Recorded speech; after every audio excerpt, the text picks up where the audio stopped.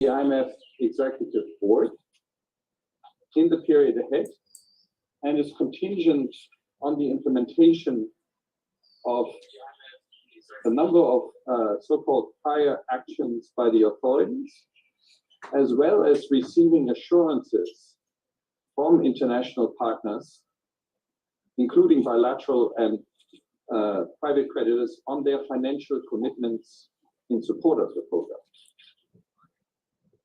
Third, the objective of this fund-supported economic program is to restore macroeconomic stability and debt sustainability, while at the same time protecting the vulnerable, safeguarding financial stability, and stepping up structural reforms to address corruption vulnerabilities and unlock Sri Lanka's growth potential in the time ahead.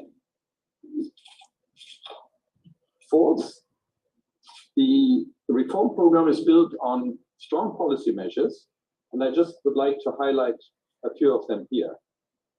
First, raising government revenue to restore fiscal and debt sustainability and provide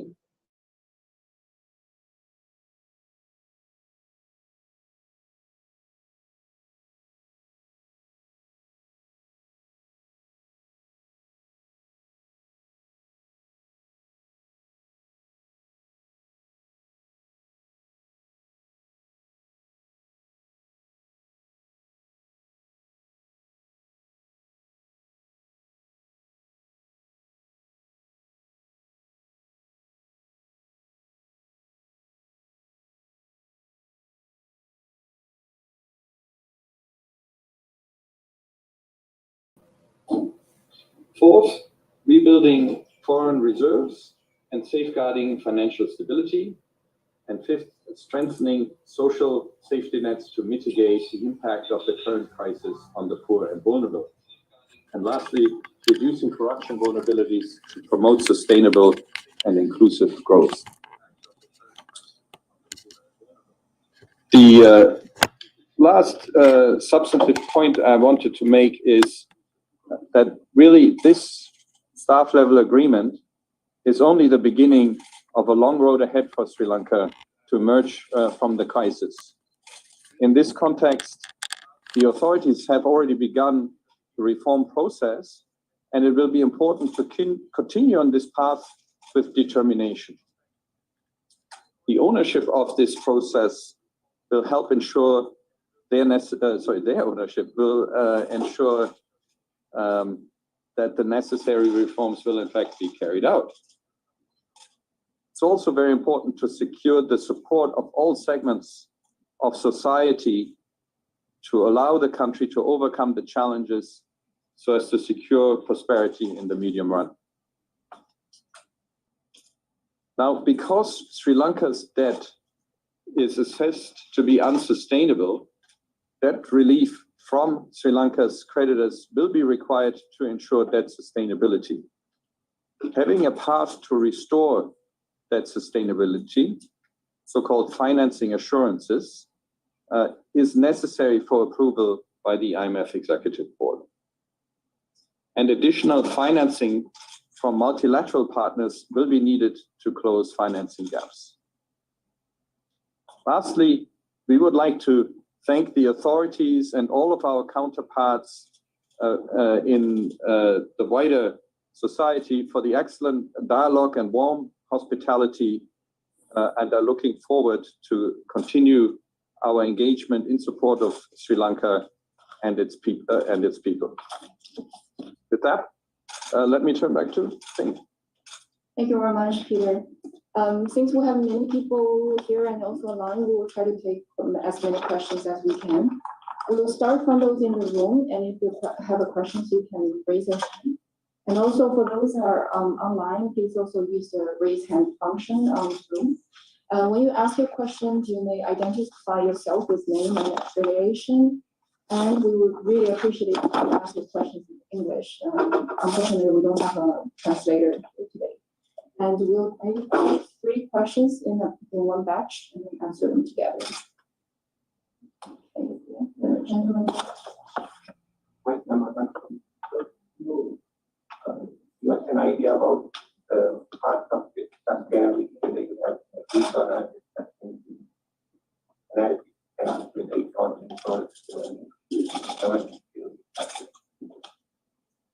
may I ask you that one conversation of not really mistake. At this point, at this very end. Yeah. Peter, in the event, China doesn't agree on the conventional debt structuring as we know it. What is the situation as far as the IMF is concerned? Okay, let's take another one, please. I'm from Malaysia Broadcasting Corporation, Sri Lanka. My question is about the package that the IMF agreed 2.9 billion for 48 months. In the disbursement period, we very distributed like this maybe for $150 million annum. The disbursement will come like that, or is the disbursement will come in the first tranche is really the share? How will it be Yeah, thank you very much. So, because Sri Lanka's debt is unsustainable, for the IMF to be able to go ahead with committing resources and lending, it needs to assure itself that debt sustainability is being restored, which involves engagement between the debtor, Sri Lanka, and the creditors, which are, of course, multifold. So this process is taking place between a creditor and debtor with their financial and legal advisors. And of course, in order to get to this point of staff level agreement, we discussed ways of how to get there, but this process will now need to get underway so that these financing assurances can be secured and that in fact we can move to a dispersing arrangement, to an arrangement that can be considered by the executive board and then ultimately disperse. If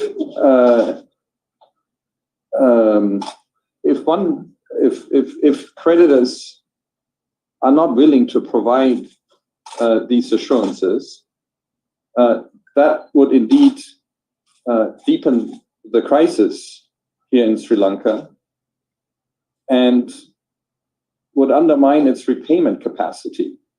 So a deepening crisis means that essentially the resources available to service the debt would become less. So it is actually in the interest of all creditors to collaborate together and with Sri Lanka so that Sri Lanka can emerge from this crisis as quickly as possible and regain its repayment capacity and service this new debt that will come out of these debt negotiations. So it really is in the interest of all creditors to work with Sri Lanka on this front. So one after the other. So I think Masahiro. Yeah, thank you, Peter. This is on, right? Okay.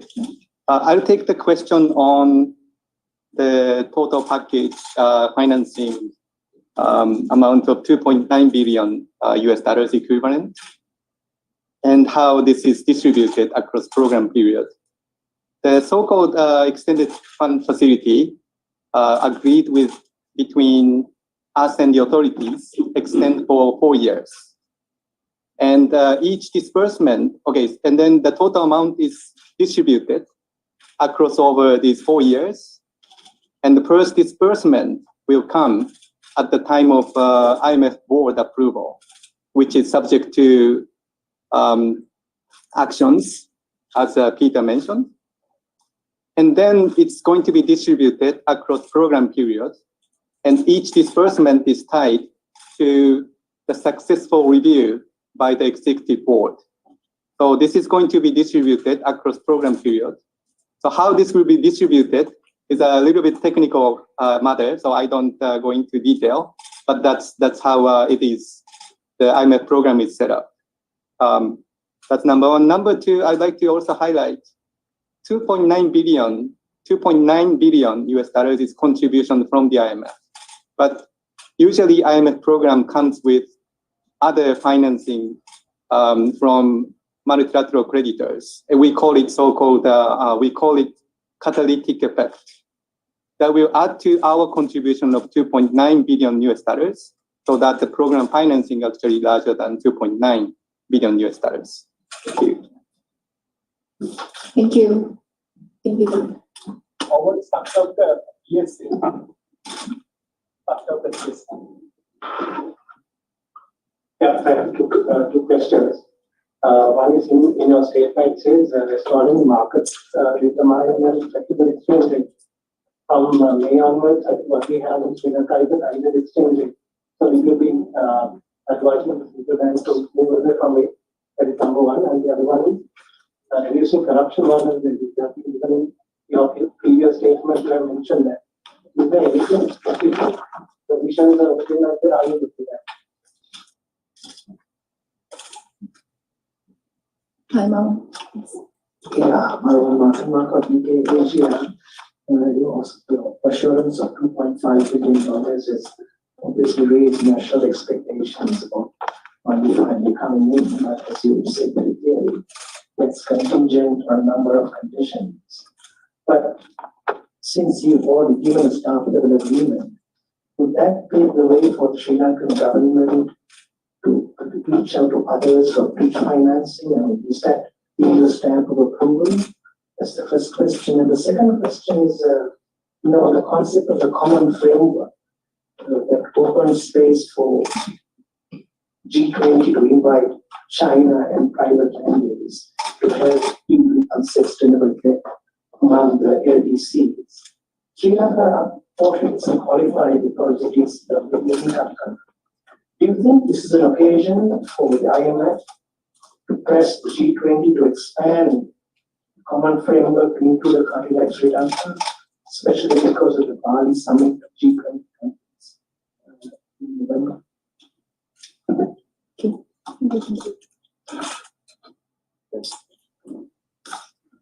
think it's there's a segment into the flight. Thank you for the question. First, let me take on the exchange rate. Important pillar of the program is to restore market-determined and flexible exchange rate. And transition to that is important matter. And we believe that this needs to be sequenced appropriately. And in particular, announcement of comprehensive reform package and implementation of that package supported by this program and an IMF arrangement is going to be important. And secondly, on corruption vulnerabilities, more specifics. I'm happy to provide more specifics here. But first of all, the governance and anti-corruption areas are very critical to the IMF. It is core to the IMF. And it's a policy for the IMF to look at this issue in all IMF lending programs. And in this context, the program supported by IMF for Sri Lanka aims to reduce corruption vulnerabilities through improving fiscal transparency and public financial management, and introducing a stronger anti-corruption legal framework. And in particular, the authorities are working on legislation that harmonizes anti-corruption legislation with UN Convention Against Corruption. And the press release also refers to governance diagnostic, and that is an in-depth analysis of governance vulnerabilities, corruption vulnerabilities in Sri Lanka. And this assessment diagnostic will be supported by IMF technical assistance and will provide prioritized and sequenced recommendations. Thank you.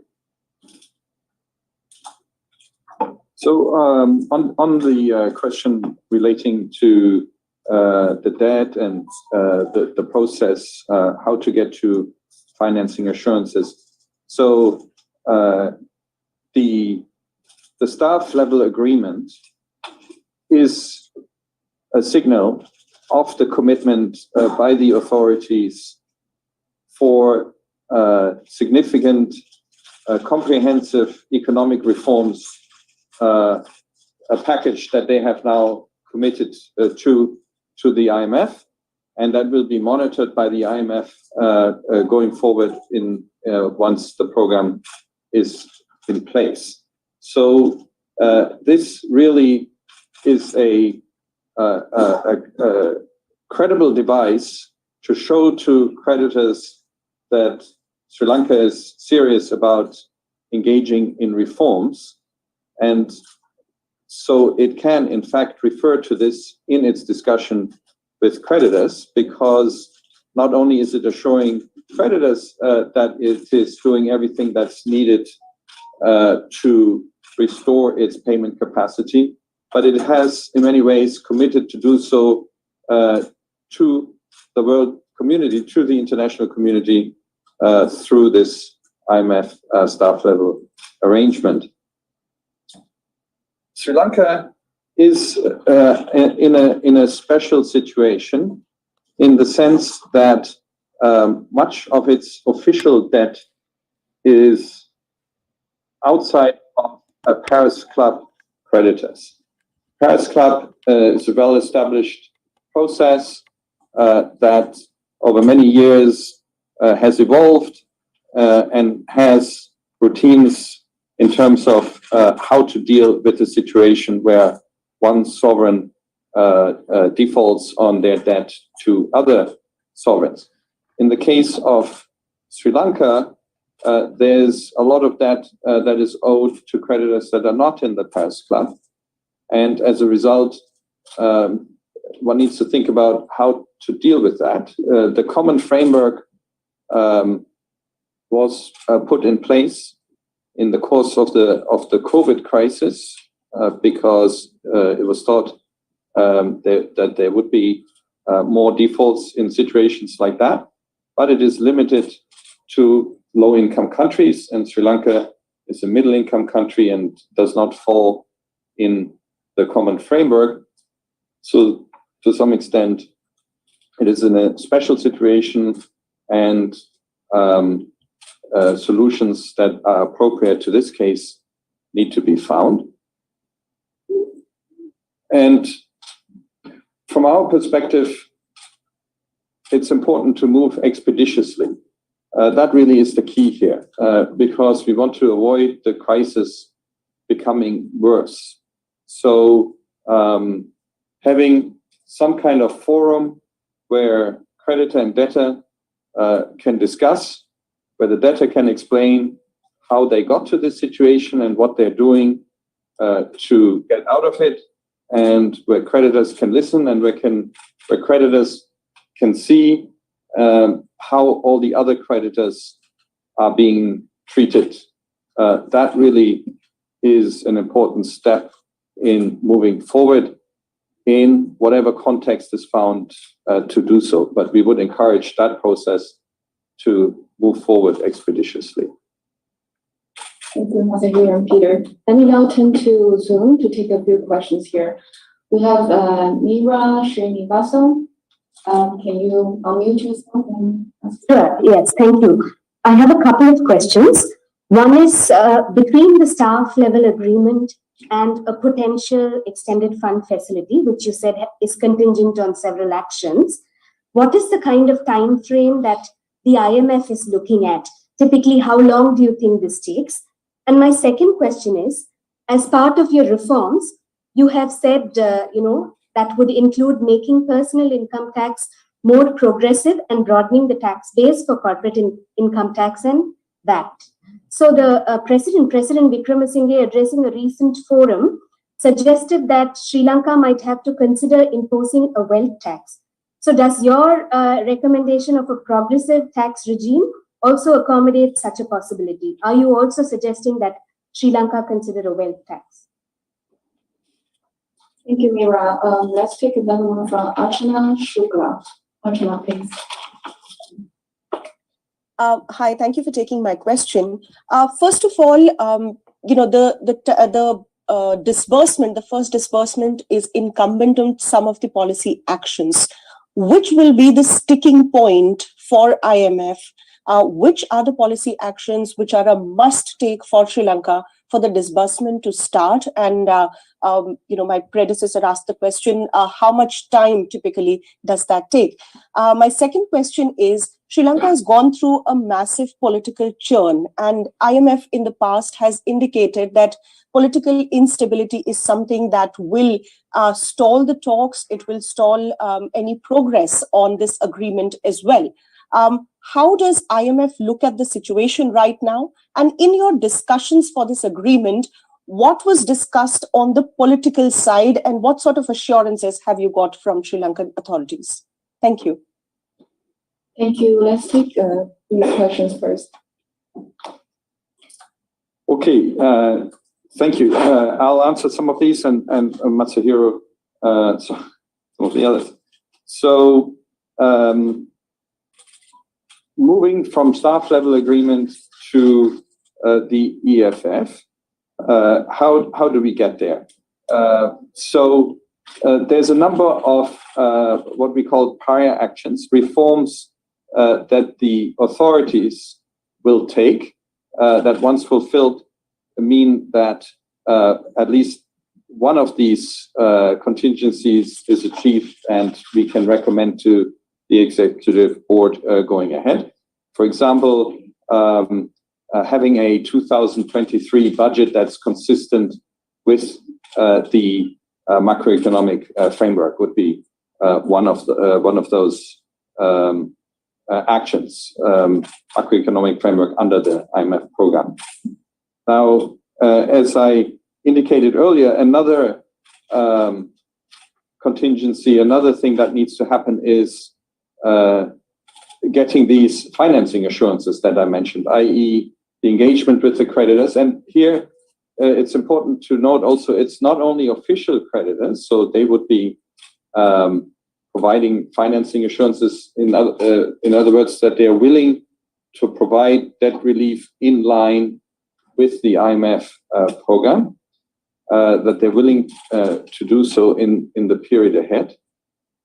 But there's also the engagement with private creditors, showing that there's a good faith effort to engage private creditors, which includes giving them an opportunity to provide input, providing them with relevant information, and engaging in good faith negotiations. So this process takes time because there's a large segment of creditors, both on the official creditor side and amongst the private creditors. And so it is very difficult to anticipate how long this process will take.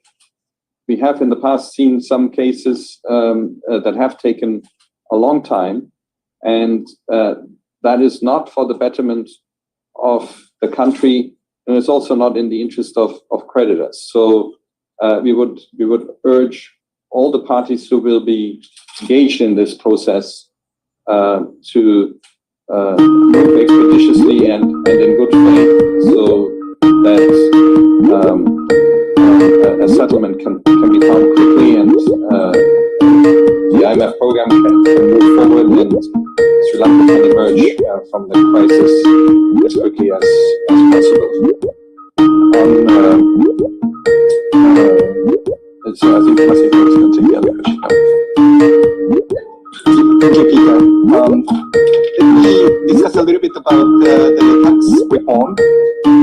First of all, Sri Lanka's tax to GDP tax collection is very low, and there's clear need to raise tax revenues to support fiscal adjustment or reducing fiscal deficit.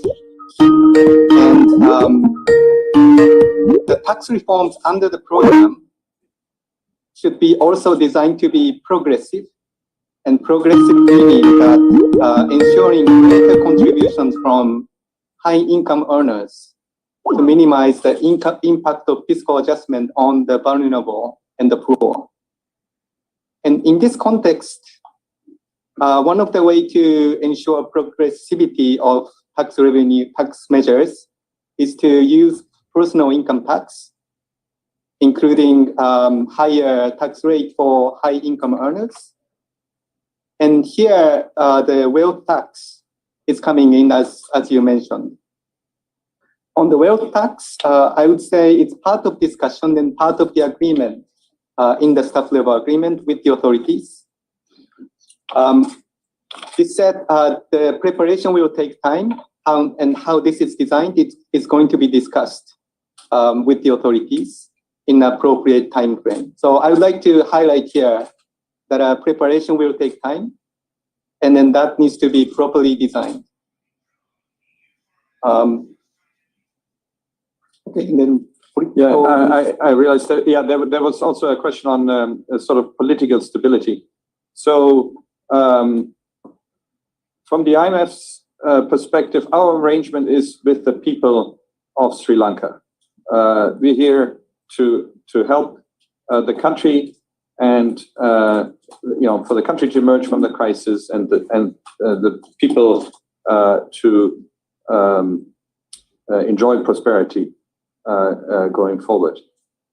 So the political environment matters in the sense that these economic reforms need to be carried out. There needs to be a government that has the mandate to carry out the reforms, and there needs to be buy-in by society to support the reforms and to move forward with them. So the context, the political context, does matter, and we very much hope that the stability that has now been prevailing here, at least in the few regained stability since we were last here in June, will endure, so that there is an environment in which these difficult economic reforms can in fact be carried out. Thank you. We have two more questions. Regina, you wanna unmute yourself? Thank you. My name is Regina Mihindukula Surya. I'm a reporter with The Print based in Delhi. My question was about the corruption related aspect, one of the contingencies that IMF had wanted.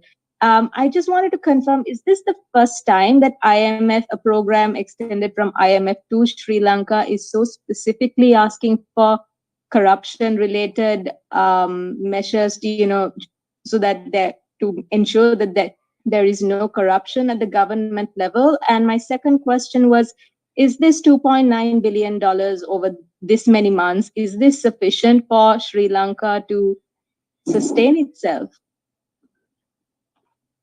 Thank you. Let's take another one from Yosuke Anada. Hi, good morning. I would like to ask about the condition of the disbursement. So in the today's release, IMF stated that financing assurance to restore debt sustainability from Sri Lanka official creditors and making a good faith effort to reach a collaborative agreement with private creditors are crucial before the IMF can provide financial support to Sri Lanka. So in that sense, what if major credit countries, certain major creditors are not so helpful or cooperate with the negotiation? Is that make it IMF impossible to disperse these kind of program? Thank you. maybe I'll take the first two. Yeah. Okay. Thank you for the first two questions from Delhi. Okay, quick clarification on specific reforms were incorporated in the previous IMF supported program in Sri Lanka, corruption related issues. The answer is yes. In the previous EFF arrangement, which started in 2016. And the last review was completed in November 2019. There was a discussion and component reform commitment by the authorities on the corruption-related issues, including the legislation that I mentioned earlier.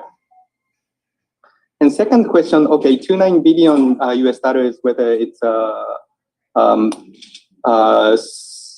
will be sufficient to sustain Sri Lanka? The answer is yes. And I would like to highlight that the catalytic role of IMF supported program that will also provide confidence to our multilateral lenders, and that should be able to provide financing for the duration of the program. Here I would like to highlight the importance of implementation of the program that is needed to make sure that this 4-year program remains on track in the next 4 years. And the early action by the authorities, including the tax reforms already introduced, and their commitment to implement actions before the board approval is very encouraging. Thank you. So on the question relating to the debt discussions, if there were delays. So Sri Lanka really is experiencing a deep crisis. We are very concerned about immediate financing needs for the import of essentials, medicines, food, fuel, and so support in the short term is really urgent in order to avert a humanitarian crisis. Delays arising from the need to obtain these financing assurances that I talked about, meaning a path towards restoring debt sustainability. Delays in that process would deepen the crisis further and negatively affect Sri Lanka's debt repayment capacity, because it would not be growing as quickly and as much as it could otherwise. So prompt creditor coordination and transparent collaboration is really key to advancing the debt restructuring efforts, and to make this interim period as short as possible. So the objective really here, in the interest of everybody, is to get Sri Lanka once again back on a path of strong and durable growth. And for that, we really encourage everybody to work together to achieve that objective. Thank you. Let me come back to the room. The gentleman there. Yes. Mr. Kasim from the AFP. We have heard Governor expressing confidence that of a disbursement by December. Is that a fair assessment? Yes. From first. If Sri Lanka fails to meet these obligations, by chance, how does this mean that we're back to square one? Are there any alternatives? What happens then? This question. Oh, maybe, yes, let me go to the back row. I'm Prasad from the National Television Academy. You mentioned in your statement that consideration of the vulnerables from this crisis. What are the areas that specifically you are concerning regarding this issue? And at the same time, do you have any concern about the internal debt situation also? Oh, yes, Panita.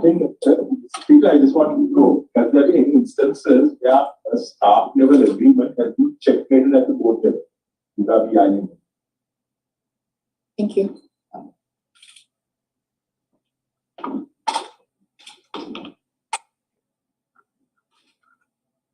So on the timeline,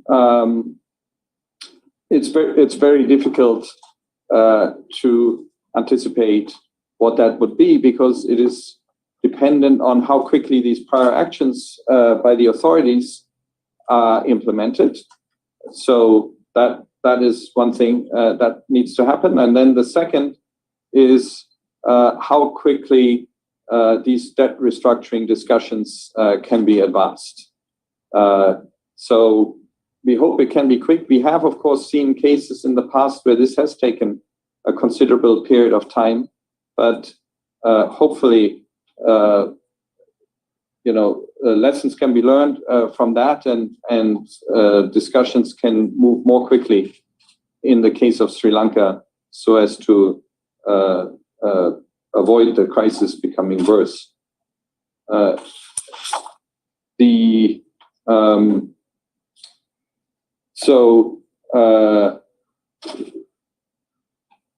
This question on sort of obtaining financing assurances, it's really crucial to move forward, because if this does not succeed, then the fund would not be able to lend. It needs to be able to lend into a sustainable situation, and that would, of course, make the situation significantly worse. So moving forward with obtaining the financing assurances will be key, and for creditors to collaborate in this regard is essential. And I'll address the question on the impact of the poor and vulnerable. We are deeply concerned that economic crisis and high inflation, loss of employment, these are all affecting the poor and vulnerable groups disproportionately. And therefore, the program aims to mitigate the impact of these groups by raising social spending. That means a minimum spending targets, government spending target on social safety net. And there's an effort to establish social registry to expand the targeted social safety net for those who really need it.